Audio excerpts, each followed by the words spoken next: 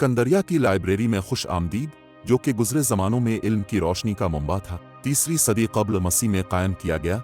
इसमें पूरी दुनिया के तोमारों का नाकाबिल यकीन ज़ख़ीरा मौजूद था। ये अजीम इदारा एक लाइब्रेरी से बढ़कर था।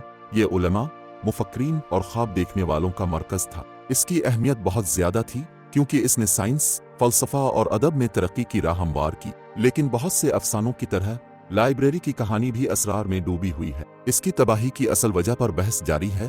कुछ लोग उसे हादसाती आग से मंसूब करते हैं, जबकि दीगर जानबूझकर इंसानों के हाथों तबाही को वजह समझते हैं। इसके ज़वाल के बावजूद स्कंदरिया की लाइब्रेरी मुसलसल हौसला अफजाई कर रही है, जो इंसानियत के इल्म के अनथक जस्तजू की अलामत है। जब हम जदीद लाइब्रेरियों में घूमते और उनसे फ़ायदा उठाते हैं, आइए इस वक्त स्कंदरिया की लाइब्रेरी की मीरास और इल्म को महफूज रखने की अहमियत को याद रखें।